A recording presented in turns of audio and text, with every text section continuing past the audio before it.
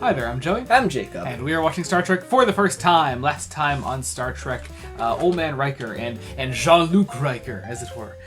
But not really. Yeah. It was a decent time. It was decent, Decent. Today we're watching an episode called Final Mission. Yeah, sure it is. Who? We're killing off Tasha Yar again. Tasha. I wasted that joke here. There's a better title next time. That would fit that joke better, but whatever. I'll just do it again next time. I'll do the same joke next time, yeah. Alright, we're going to see what it's all about. We're going to get into post-episode thoughts in a second. Be sure to join us then. We're about to watch Final Mission. Not gonna lie, I was incredibly moved by that, but also incredibly let down. I thought I had figured surely we would have a proper exit scene with Wesley and his mother.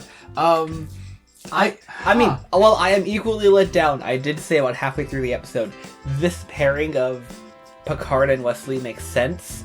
It is also very Star Trek to ignore the fact he has a female figure in his life. I think that's the part of it that really rubs me the wrong way. Like we have this great character in Beverly Crusher, always wonderfully played by Gates McFadden. She barely gets a fucking word with her son towards the end there.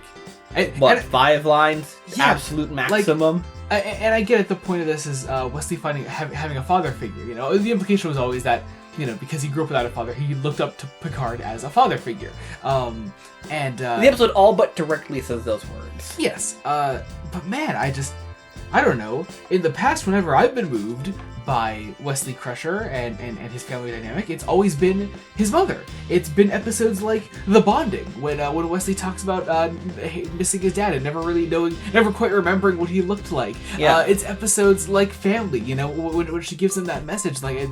Those are the moments that resonate with me a lot about this character. And while we've definitely just said goodbye to Will Wheaton as Wesley Crusher, I feel that in the end, we were kind of underserved, and we dropped the ball a little, not like by a huge crazy amount. It's I don't know. It's a pretty big miss for me. It's absolutely a big miss, but it's miss. All things considered, it is otherwise a beautiful episode. Yeah. Will Wheaton as an actor is really thriving here. Yeah. I'm first off incredibly surprised, and not surprised by the show plot-wise saying, okay, we're gonna say goodbye to Wesley Crusher now, because that makes sense for where the show has always been going. Yeah, we've sort of been teasing it for like a season at least. Yeah. Well, also even from the very beginning, like Wesley has always had his eye on the Academy. You know, that just makes sense. But I'm kind of shocked by Will Wheaton dipping on the show. I know he turned 18 and was like, he had a terrible family life and he wanted to get away from all that, and kind of dropping the whole Hollywood scene makes a lot of sense. But also, I know from watching interviews with the guy, like he grew incredibly close with this cast and looked at them as his family, and I'm surprised that didn't make him want to stay with them more. For all I know, he could have, been with them the entire time, even though he wasn't on the show.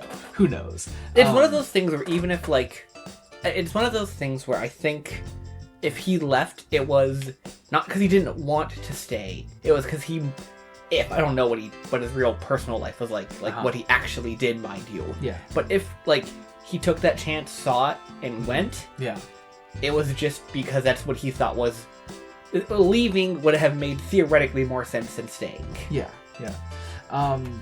And it did kind of set it immediately for us. It was like, oh, you're going to the Academy. We're like, oh, they mean that. They mean that for real. Because I remember from my notes here. Now, granted, our last episode of 1990 is next time.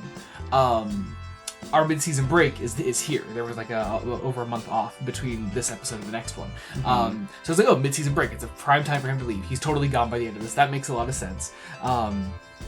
And so we have this great episode that tests not just the relationship between Wesley and Picard, but just Wesley himself as a leader, as a character, as someone that is going to strive at Starfleet Academy. And I'm sure you did. I know when watching the episode, I was reflecting on Wesley as a character. Yeah. He went from this kid, he was one of the kids on the Enterprise. Yeah. It wasn't like, he had this, it's not like he was here because his doctor, he was here because his doctor mother was here, but that was it. He didn't have a position, and then he grew to have a position. He was an acting ensign, then a proper ensign, and there was times in this episode where I was I was reflecting on it, and then there was maybe unintentionally, there was a very specific thing I noticed. When Picard is knocked out from the falling rocks, that he saves Wesley from, I was like, this is very similar to when Starfleet tested him. Yeah. With that rum. Yeah, that's got to be on purpose, I'm assuming. I would assume so. Yeah. And God, I never felt a bit greater sense of fatherly pride in a guy that's nearly 30 years older than me. I was just utterly blown away by Wil Wheaton's performance in this. God, I mean, that little speech that he gives above Picard's body, the whole, the why wanting him to be proud of him. Yeah, I like that. And of course, I have 2 lines quoted in my notes here towards the end, because it's. Despite the fact that this is Wil Wheaton's episode, it's Patrick Stewart that brings it on home and really nails the themes of the episode. That just, I don't know. I don't know if I've ever talked about this on videos before, but there's a great line from, not line, but there's a great thing that Erica Blindwave has said. I can't remember what video it was in for the life of me, but he said, like, seeing old men cry is just, it is so incredibly heartbreaking, because it's not easy, it shouldn't be easy to make an old man cry, because they've seen so much, they've been through so much, they've been through the worst heartbreaks of their life, and right now, this is making them cry. And when he looks up at Wil Wheaton and says, I'm envious of you, you are just at the beginning of the adventure, I felt that. I fucking felt that. You really feel the weight of what he's telling him. Yeah. He's like, you are going to go to the academy. I want you to meet a very specific person. Yeah. He's the gardener. Yeah. He will be your best friend. He will tell you everything important you need to know. Yeah. And because of this, you get to do it. I can't do it all over again. Yeah. But you can. You can. And I can tell you where to go and what to do. And I can be, if not there for you, I can give you the advice that I wish I had. Again, for a character that is not, that is not Wesley's father, there is just this thing that all fathers kind of go through, as long as they're there and present for their children, of just trying to do better than was done for you. And what he's trying to tell Wesley is, like, through that exact sentiment, like, I want you to find this great help of a person that I did sooner. Yeah. So you can have them help you, guide you faster. Yeah. And then, of course, the way he turns and says, I've always been proud of you. Oh God. Breaks my goddamn heart. But I think at the end of the day, I'm going to look back at this episode. It misses the landing. And still be a little soured by just, there's this incredibly touching ending, but I don't know, I would have been so much more moved if there was just at least something, just some kind of proper goodbye scene. Is it because, just speculating, obviously, is it because that, like, we know Beverly loves her son? Yeah.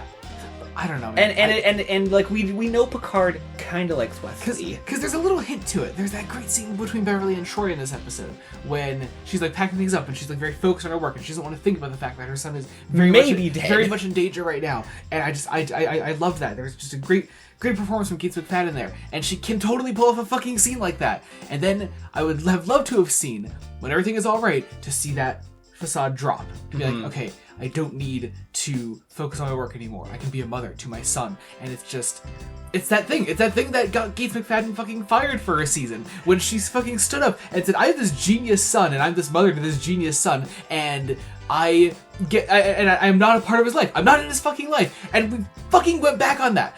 Fucking a season and a half back, we have had Beverly Crusher back on this show, and she is right back to that fucking place where she was before. That made McFadden not fond of the character in the first place. It made her vocal about her writing. In general, she's been served better since coming back. But right now, they really fucking let her down. They let her down, they let Wesley down as a character. And while I was, like I say, incredibly moved by this episode, I feel like I cannot truly love it. It's missed the landing. It's lost marks. So that's that. Anyway, also Durgo sucked. We didn't even mention him. Durgo. I'm glad he died. I don't give a shit. Anyway, However, if you did enjoy us, if you enjoyed our bitching about Star Trek, check out our Patreon, patreon.com/Blood Studios. You got all kinds of fun things there, of course. In addition, mainly Star Trek things, though. Of course, you can get early Star Trek reviews and exclusive Star Trek commentaries. We're going through TOS, so check that out. It's a great time. If you're not supporting us on Patreon, I'm just happy that you're here. Thanks for joining us. Be sure to join us next time, though, when we continue Star Trek: The Next Generation. Until then, this has been Joey Morgan. I'm Jacob. Goodbye.